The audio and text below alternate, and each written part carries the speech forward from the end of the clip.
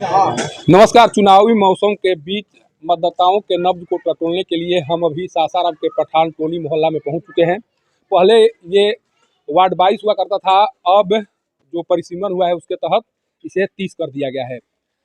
मतदाताओं से बात करने से पहले मैं यहाँ के एक दृश्य को दिखाना चाह रहा हूँ। पहले इस दृश्य को देखिए और समझिए कि सासाराम नगर निगम बनने के बाद में भी किस तरह से यहाँ पर साफ सफाई की व्यवस्था दुरुस्त की गई है और किस हालात में लोग रह रहे हैं।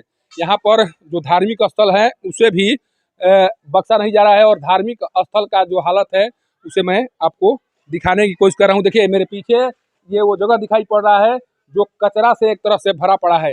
ये पूरा ये फील्ड जो है कचरा से भरा पड़ा हुआ है। सामने में मस्जिद दिखाई पड़ रहा है और बगल में भी धार्मिक स्थान है, लेकिन जो नज़ारा है उस नज़ारे को देखकर आप समझ सकते हैं कि किस तरह से सासाराम शहर में साफ सफाई की व्यवस्था को दुरुस्त रखा गया है और यहाँ के लोग किस स्थिति में रह रहे होंगे। ये नज़ारा अगर किसी अधिकारी के सामने अगर इस तरह की स्थिति उत्पन्न हो जाए तो जो भी सफाई कर्मी है या जो भी एनजीओ हैं उन पर सख्त कार्रवाई हो जाए, लेकिन इसे जानने और समझने के लिए कोई नहीं आ रहा है। जबकि इस वार्ड का प्रतिनिधित्व तो किसी न किसी के द्वारा किया ही जा रहा होगा। हालांकि अब तो वो बोर्ड भंग हो चुकी है, लेकिन कुछ दिन पहले तक इस वार्ड में बाकायदा वार्ड पार्षद का चुनाव हुआ होगा और उन वार्ड पार्षद के द्वारा भी अभी देखा जा रहा होगा किस तरह से उनके मोहल्ला के लोग रह रहे हैं। सोचिए कि जब सासाराम शहर में विकास की जिम्मेवारी वार्ड पार्षदों से लेकर अधिकारियों तक को दी गई है, लेकिन उस जिम्मेवारियों का निर्वहन किस तरह से हो रहा है आप देखकर अंदाजा लगा सकते हैं। हमारे साथ अभी कुछ देखिए यहाँ पठान टोली के जो बुद्धिजीवी हैं, जो जागरूक मतदाता हैं, उनसे बात कर जानने की कोशिश करेंगे कि ये जो स्थिति है उस पर क्या कहेंगे, आखिर ये स्थिति क्यों बनी हुई है। जबकि देखिए चारों तरफ से देखेंगे तो उधर मस्जिद दिखाई पड़ रहा है, इधर मकान है और इसी बीच सारे लोग देखिए रहते हैं। बदबू से उन्हें यहाँ पर रहना मुश्किल हो जा रहा है, लेकिन इसका परवाह किसी को नहीं है और कोई भी इसे जानना भी देखना भी पसंद नहीं कर रहा है कि लोग कैसे किस हालात में रह रहे हैं। जब चुनाव का जो दौर शुरू होगा, जब नामांकन करने के बाद जब प्रत्याशी आएंगे उन्हें भी दिखाई पड़ेगा, लेकिन क्या कुछ जवाब देंगे वो आने वाला समय बताएगा। नाम बता दीजिए। शमशाद। ये आप ही के मोहल्ला है? ये हाँ, हमारा मोहल्ला है और यहाँ देख ही रहे आपके सामने कचरा लगा हुआ है। काफ़ी दिनों से यहाँ जो है कूड़ा फेंका जा रहा है, गंदगी रहता है, घर में मक्खी मच्छर काफ़ी परेशानी रहती है, महक रहता है, हम लोग परेशान रहते हैं, क्या करा जाए। यहाँ पर कोई भी जो प्रतिनिधि रहे होंगे या वार्ड प्रतिनिधि रहे होंगे, उन्हें ये सब आप लोग दिखाए नहीं है कि इस तरह की स्थिति है? बहुत बार दिखलाया गया, बहुत बार दिखलाया गया। जब भी आया तो हाँ हो जाएगा, 2-4 रोज होता है, फिर वो उसी की तरह से हो जाता, फिर जो होता है फिर। कौन वार्ड पार्षद कौन थे इससे पहले? जो है उमेश गुप्ता थे। उन्हें बताया गया है, इस स्थिति को दिखाया गया है? देखते हैं, हाँ सब पता है उनको।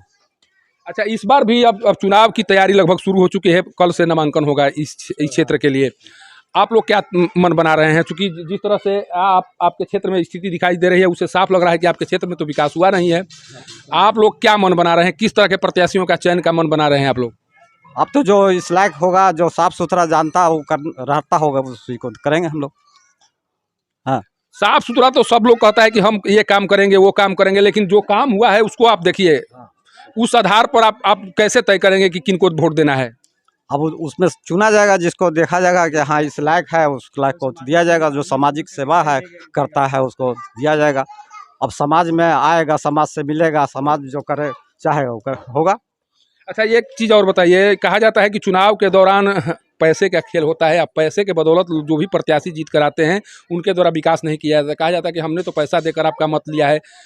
उन लोगों के प्रति आपकी सोच क्या है? क्या वैसे लोगों को भी जितना जरूरी है या वैसे लोगों को तो देने ही वोट बेकार है, जो पैसे के बल पर जो है जीतता हो। आप ऐसा नहीं करेंगे? ना, हम लोग करते ही नहीं है, कभी ऐसा होते ही नहीं है जो कि हम लोग पैसे के बल पर जो है कभी किसी को वोट दिया हो। और लोगों से क्या अपील करेंगे आप? और लोगों से अपील करेंगे कि सब मिल करके ऐसा ना करें और अच्छे प्रत्याशी को चुने। देखिए, एक बुजुर्ग मतदाता हैं, अनुभवी हैं, ये कई चुनावों में अपना मत प्रयोग कर चुके हैं। इनके द्वारा एक अपील की जा रही है लोगों से। ये कहा जा रहा है कि आप वैसे प्रत्याशियों का चयन न करें जो चाहते हैं कि पैसे के बदौलत हम उस पद तक पहुंच जाएं। ये साफ कह रहे हैं। देखना ये होगा कि जिस तरह से इनका अपील किया जा रहा है, चूँकि स्वच्छ लोकतंत्र के लिए ज़रूरी है कि आप ऐसे प्रत्याशियों का चयन करें जिनका स्वच्छ छवि हो, जो पैसे के बदौलत अपने पद तक पहुंचने का उनके द्वारा कोशिश नहीं की गई हो। कारण कि जैसे ही वो पैसे के बदौलत पद तक पहुंचेंगे तो इस तरह का नज़ारा आपको उस मोहल्ले में ज़रूर दिखाई देगा। आज ये नज़ारा बता रहा है कि यहाँ के प्रत्याशी को यहाँ के जो वार्ड पार्षद रहे होंगे उन्हें पता होगा कि हम किस आधार पर वोट हमें मिला है, और इसी कारण से उनके द्वारा आज तक इस स्थिति को सुधारा नहीं जा सका है। देखिए एक और हैं हमारे साथ, ये भी काफ़ी कहा जा रहा है कि पॉलिटिकल अप्रोच रखते हैं, पॉलिटिकल नज़रिया रखता है, इनका रहता है, हमेशा अपना सुझाव भी देते रहते हैं। सबसे एक चीज़ बताइए कि जो अभी सासाराम में जहाँ भी जाइएगा एकदम कचरे का अंबार लगा हुआ है, सामने में आप देख रहे हैं, इसके लिए कौन जिम्मेवार है? इसके लिए जिम्मेवार यहाँ का जनता खुद है। वैसे लोगों को जो चुनता क्यों है, वैसे लोगों को यहाँ क्यों चुनता है? सही प्रत्याशी, सही आदमी को आप उठाइएगा, सही को जो है चुनिएगा, आपका जो विकास भी होगा। वैसे लोगों को जो चुन करके लाइए, जो पैसे के बदौलत जीता हो, जो अपने आप में हो, तो यही हाल रहेगा। पूरे शहर का भी हाल यही है, आप लोग भी देख रहे हैं, जा रहे हैं हर जगह। आपको लग रहा है कि आपके जो वार्ड पार्षद थे उनका चयन गलत था? एकदम गलत था। 3 बार लगातार 3 बार उनको मौका दिया गया, 15 वर्ष। लेकिन इसका आलम क्या है, आप खुद अपने आंखों से जो है यहाँ पर देख रहे हैं। और यहाँ पे अल्पसंख्यकों का यहाँ पे घर है, और किस हालात में सामने मस्जिद है, उस पटी जो है वहाँ कब्रिस्तान है, बीच में इमाम चौक है। लेकिन हाल क्या है आपके सामने है, जबरन यहाँ पे गोबर फेंका जाता है, जबरन। और बोलने पे यहाँ पे जो बात होती है कि ऐसे है, वैसे है, फलाना है, हमारा है, तुम्हारा क्या, तो हम लोग अल्पसंख्यक हैं, इसीलिए जो है यहाँ पे दब के रहते हैं। और इस विषय में वार्ड पार्षद को और यहाँ के अच्छे लोगों को भी कहा गया है, लेकिन इस पर कोई ध्यान नहीं है, क्योंकि ये जगह, ये ज़मीन हम लोगों का है। अगर उन लोगों का होता तो क्या हाल होता, आप भी जान रहे हैं। अच्छा, इस बार क्या उनके द्वारा भी तैयारी की जा रही है? ये वार्ड आरक्षित है, क्या है, जनरल है? जनरल महिला, उनके द्वारा भी तैयारी की जा रही है जो पहले पार्षद थे? जी देखिए तैयारी कोई भी करे, लेकिन हम खुद देख रहे हैं कि हमारे लायक कौन है, हमारे विकास कौन कर सकता है, कौन आदमी सही है, कौन प्रत्याशी सही है। और जहां तक हो सके वैसे ही आदमी को, उसी आदमी को चुने जो आपका विकास करे, जो आपके हक के लिए जो आवाज़ उठाए। वैसे को ना चुने कि आ करके वोट यहाँ से बटोर करके ले जाए, फिर हाल आपके सामने रहे। कहा तो ये भी जा रहा है कि सार्वजनिक तौर पर लोग कहते हैं कि हमको स्वच्छ प्रत्याशी चाहिए, लेकिन जब चुनाव का मतदान का समय आता है उससे पहले लोग समझौता कर लेते हैं प्रत्याशियों से, बंद कमरे में बात करते हैं और उनका मत बदल जाता है। क्या इस बार जो जैसे आप कह रहे हैं उस पर कायम रहेंगे कि या जो आरोप लगते हैं उस आरोप में कहीं ना कहीं दम है? जो अभी आपके सामने बात हो रही है, जो अभी इन्होंने भी कहा है और हम भी कह रहे हैं कि जो बात हो रही है, आपकी बार जो बदलाव होगी तो होगी। इसलिए कि हम लोग देखिए, हम लोगों का वोट जो होता है, आप भी जान रहे हैं, सही प्रत्याशी के हिसाब से एक तरफा ही जो है गिरता है, आप भी जान रहे हैं। तो हम लोग की कोशिश रहेगी कि किसी अच्छे को और नए चेहरे को लाएं जो हमारे वार्ड का विकास करे, हम लोगों की आवाज़ उठाए। देखिए कितना गुस्सा है इन लोगों के मन में, गुस्सा होना भी चाहिए, कारण कि कोई एक उम्मीद के साथ इन लोगों के द्वारा किसी प्रत्याशी को जिताया गया होगा, उनको उस पद पर पहुंचाया गया होगा, लेकिन इनकी उम्मीदें नहीं पूरा हो सकी, जिस कारण से इनके मन में काफ़ी गुस्सा है। और उस गुस्से का इस बार इजहार भी होगा, जैसा कह रहे हैं कि इस बार बदलाव ज़रूरी है, और ये बदलाव शायद दिखेगा भी। कारण कि आखिर हम आपको वोट देकर क्या करेंगे, जब हमको इसी तरह के हालात में जीना है तो हम आपको वोट देकर क्या करेंगे। एक और हैं, नाम बता दीजिए। मोहम्मद इब्रार आलम। सर, यहाँ की सबसे बड़ा दुर्भाग्य है समाज का कि जो बुद्धिजीवी होते हैं, जो सामाजिक आदमी होते हैं, उनको हम खुद वोट के लिए चयन नहीं करते हैं। वो सोचते हैं कि ये तो साधारण आदमी है, इससे क्या होगा। हर कोई को चाहिए वो एक बाहुबली किसी, तो बाहुबली होगा तो वो आपको ताकत दिखाएगा ही, आपके हिसाब से तो नहीं चलेगा, उसके हिसाब से आपको चलना पड़ेगा। तो हमारी जो इस समाज की दुर्भाग्य यही है कि आप अच्छे लोगों की चयन नहीं कर पाते हैं।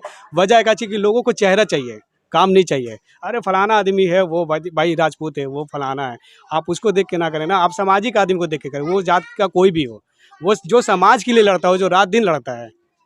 आप ऐसे लोगों को समझाते क्यों नहीं है जो इस तरह की मानसिकता रखते हैं, या जो जिनको लगता है कि नहीं बाहुबली प्रत्याशी से ही विकास हो सकता है, उनको आप लोग क्यों नहीं, क्योंकि आप लोग समाज के एक तरह के मार्गदर्शक के तौर पर हैं, क्यों नहीं समझाते हैं आप? कोशिश हमेशा रहती है हम लोग की,